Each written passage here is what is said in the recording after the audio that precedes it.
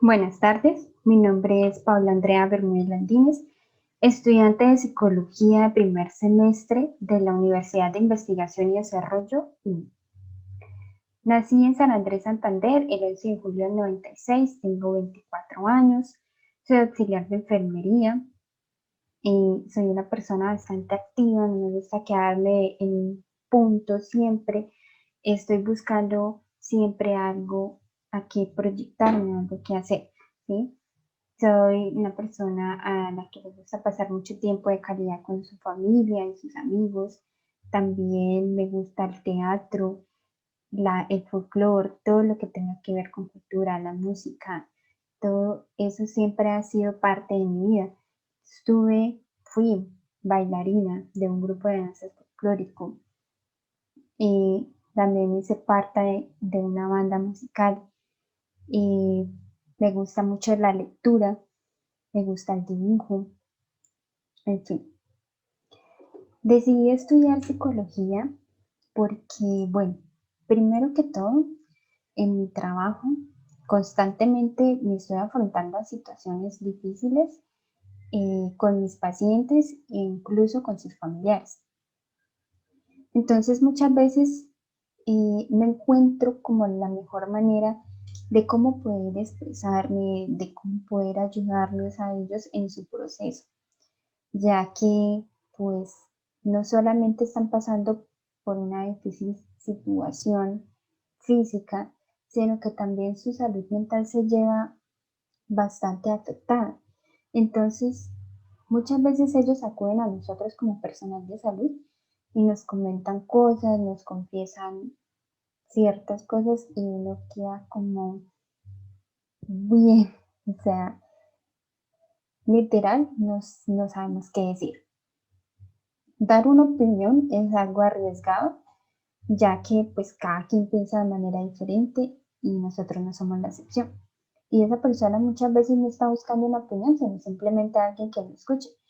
Pero digamos que cae ciertamente una responsabilidad sobre nosotros y queremos como poder ayudar a esa persona de cierta manera. O sea, muchas veces ellos reaccionan en cuanto a sus enfermedades y sus procesos de una manera agresiva o deprimidos, empiezan a llorar mucho, no quieren nada o simplemente se alejan.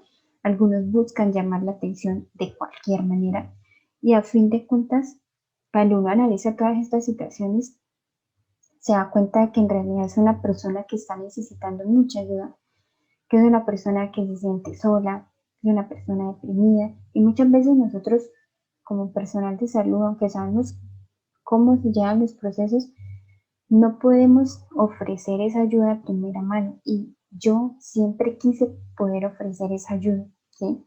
Siempre quise poder ser parte de ese proceso de una manera más especial para el paciente. No simplemente con la motivación cada día de la fe o las esperanzas, o como lo quieran ver, sino de poder entender qué está pasando dentro de su mente y dentro de su cuerpo y cómo poder ayudarlo, ¿sí? Entonces, en parte eso me motivó mucho. La psicología, pues de por sí siempre me gustó, siempre fue algo que estuvo ahí presente. Entonces, siempre quise como tener una perspectiva eh, más profunda de lo que significa esta ciencia. Entonces, pues bueno, tenía otros planes y los estaba llevando a cabo. Bueno, pues todavía los tengo, ¿sí? Pero por cuestiones de pandemia no continué porque, bueno, no podía. Entonces, pues ciertamente yo creo que la pandemia a todos nos cambió la vida en cierto modo, ¿sí? En ciertas circunstancias, en ciertas situaciones. A mí, pues me pausó los planes y llegó un momento en el que, bueno, aún estábamos en cuarentena y dije, ¿qué estoy haciendo? Me siento vacía. Como dije, soy una persona que siempre está como buscando algo más, está buscando proyectarse más y más. y me sentía estancada. Entonces dije, bueno, vamos a darnos una oportunidad con la psicología, ya que es algo que me gusta, algo de lo que me vi motivada, de lo que yo estuve leyendo, investigando. Y hice todo mi proceso, empecé la carrera y tal vez sí tuve muchas dudas en mi inicio, pero esas dudas ya hoy están descartadas. Y desde que empecé a estudiar la carrera, desde que vi mi primera tutoría, simplemente me interesé muchísimo más, incluso he llegado a sentir emoción al seguir estudiando y al seguir leyendo tantas cosas que pueden aparecer, ¿sí? Y hay muchas perspectivas que me han cambiado, eh, muchos pensamientos que tenía erróneos en cuanto a lo que es esta ciencia. Y bueno, aquí estoy, espero ser una gran psicóloga en un futuro. Con respecto a las expectativas del curso, pues espero aprender mucho sobre, en parte, lo que es la anatomía y la fisiología que hace parte de los procesos mentales que llevamos a cabo. Y ya que hablo de anatomía y fisiología, pues estoy haciendo referencia a lo que es la psicobiología. Y bueno, ¿qué relación tiene la psicobiología y la psicología? Entonces, pues la psicología, se podría decir que la psicología hace parte de la biología.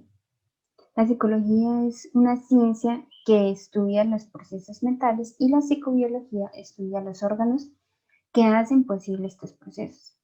Entonces, la psicobiología pues es muy importante porque ya sea cómo podríamos poder sentir o transmitir algún sentimiento, una emoción o alguna respuesta a otra emoción sin un sistema nervioso central que esté enviando señales a través de todo el cuerpo. Entonces, aquí también viene a entrar la psicofisiología, que es una ciencia que estudia la interrelación de los procesos corporales y el comportamiento humano. Entonces, voy a hablarles un poco de la historia de la psicobiología.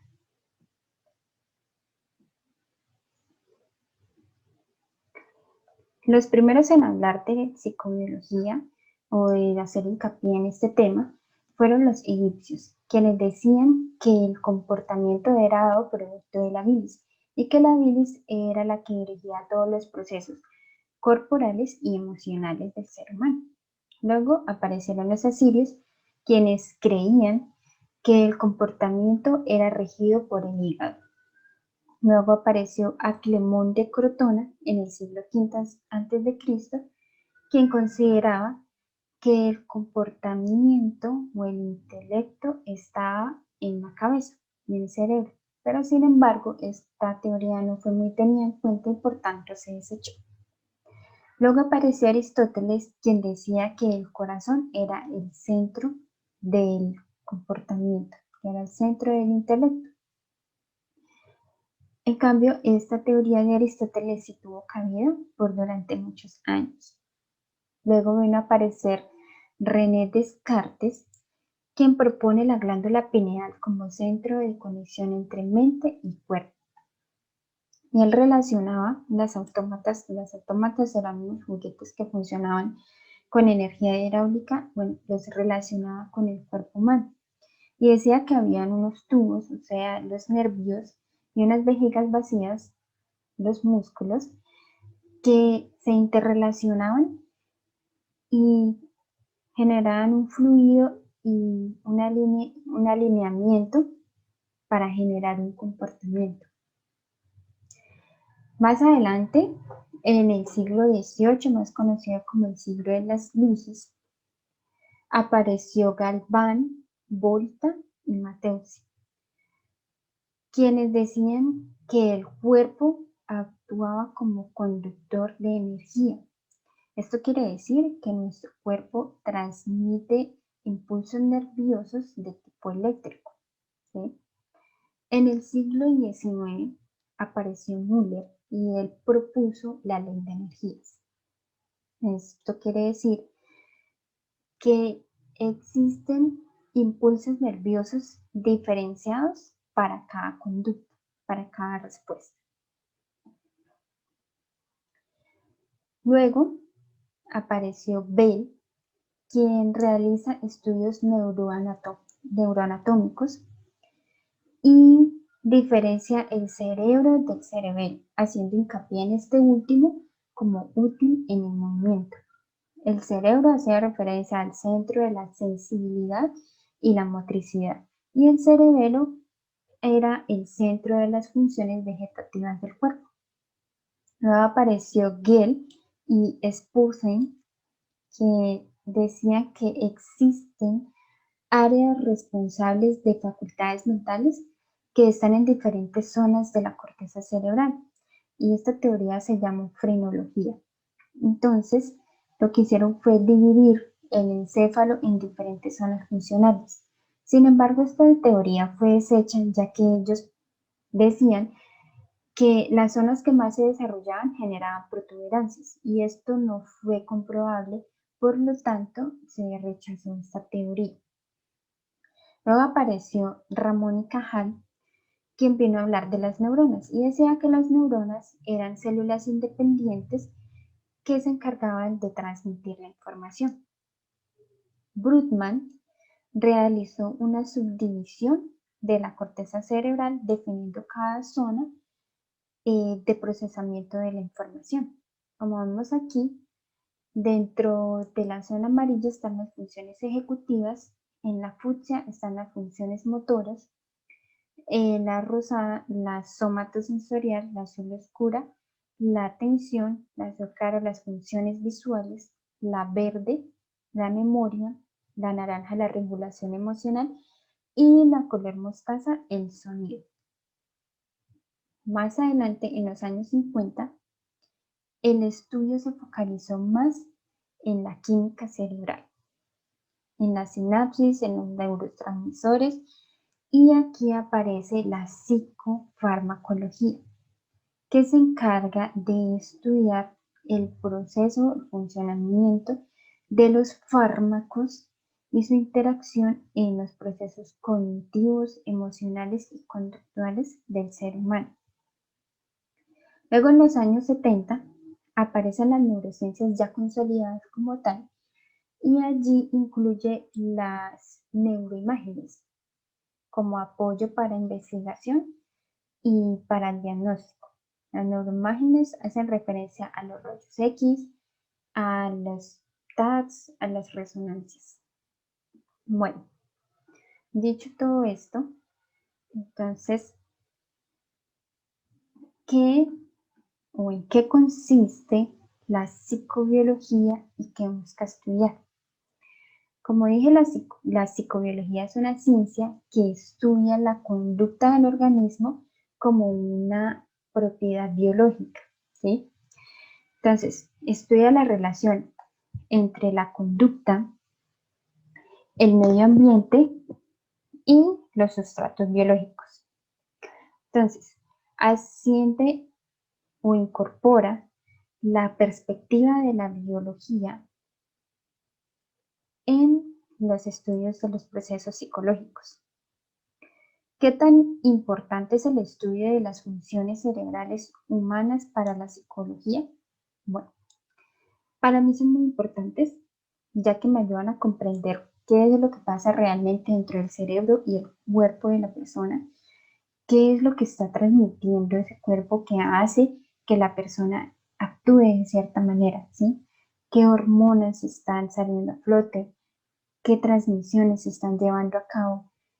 ¿Y qué me está generando eso en pro de la conducta del ser humano? Bueno, ¿qué aspectos se deben tener en cuenta en la investigación de temas relacionados con la psicobiología y la psicofisiología?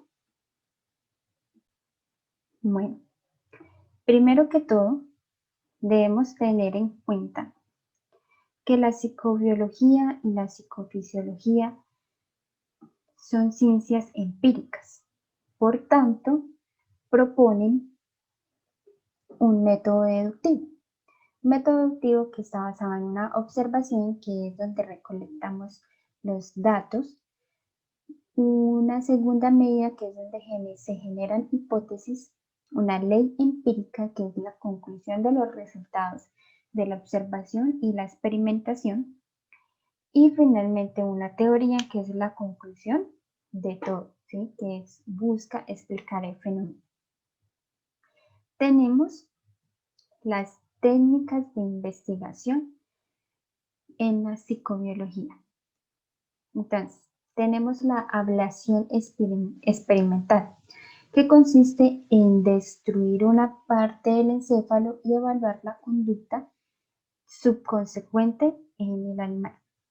Esta parte del encéfalo que se destruye sigue presente en el cerebro, nunca se extirpa. Tenemos la evaluación de los efectos comportamentales del daño cerebral. Estos son los estudios de lesión. Con esto hago referencia a lo explicado anteriormente. La realización de lesiones cerebrales. Con este método se destruye todo lo que esté cerca a la punta del electrodo, tanto neuronas como axones de neuronas. Métodos histológicos. Bueno, aquí ya viene a ser parte como tal lo que son las biopsias, ¿sí? Ya que son pequeños cortes, una serie de procedimientos que se someten a un proceso, un material de estudio bajo el lente de un microscopio. Están estudios de la estructura del cerebro humano in vivo. Aquí aparece lo que son los rayos X, que permiten examinar la localización y la extensión de la lesión cerebral del paciente o de la persona estando vivo. La primer método en aparecer fue la tomografía axial computarizada y el segundo fue la resonancia magnética cerebral. Registro de la actividad neuronal. Las conexiones sinápticas se pueden registrar y con esto los cambios sufridos dentro de un área de estudio de la percepción de determinada región de la conducta. Los encefalogramas diagnostican la epilepsia, los cambios del sueño o los trastornos del sueño y los funcionamientos del encéfalo. Tenemos la estimulación de la actividad neural, en donde encontramos una estimulación eléctrica y una estimulación química. La eléctrica consiste en pasar un pequeño cable hasta el encéfalo y transmitir una corriente eléctrica. Y la química consiste en inyectar en el encéfalo una pequeña parte de un excitador neuronal. Métodos neuroquímicos. Estos ayudan a determinar la detección de neuronas que producen sustancias neuroquímicas específicas. También tenemos unos métodos de buscar la conducta. Entonces, dentro de este tenemos, un momento, dentro de este tenemos la intervención conductual, que consiste en cambiar el medio ambiente o manipular el medio ambiente para producir cambios en la conducta y evaluar estos cambios. Está la intervención somática, que es producir alteraciones sobre el organismo y evaluar los efectos que se producen en él, y el comportamiento. La aproximación correlacional, que es la observación de las covariaciones y las conductas de las variables y explicarlas. Bueno, ¿qué aspectos éticos debemos tener en cuenta al momento de investigar en esta área? Bien, aquí viene entrando algo que se aspectos éticos debemos tener en cuenta al momento de investigar en esta área. Bien, aquí viene a entrar lo que es la bioética, que se creó para hacer una reflexión tanto ética como filosófica de cómo realizar los experimentos en seres vivos, ya sea animales o personas. Entonces, dentro de eso tenemos la no maleficencia, que es no hacer daño a la integridad física y psicológica, la beneficencia, que es generar un beneficio, la autonomía, que es la libertad de la decisión, y la justicia, que es evitar la discriminación. Entonces, aquí también aparece lo que es el consentimiento informado. Y el consentimiento informado es un documento que firma la persona para someterse a un procedimiento. En este consentimiento o en este documento está relacionado tanto lo que se le va a hacer paso a paso como los riesgos que puede tener durante el procedimiento, ¿sí? Así como también los resultados. Entonces, esta persona firma que acepta que se le realice el procedimiento aún teniendo en cuenta los riesgos que puede tener. Bueno, considero la psicobiología y la psicofisiología un área de interés para mí dentro de la formación como profesional.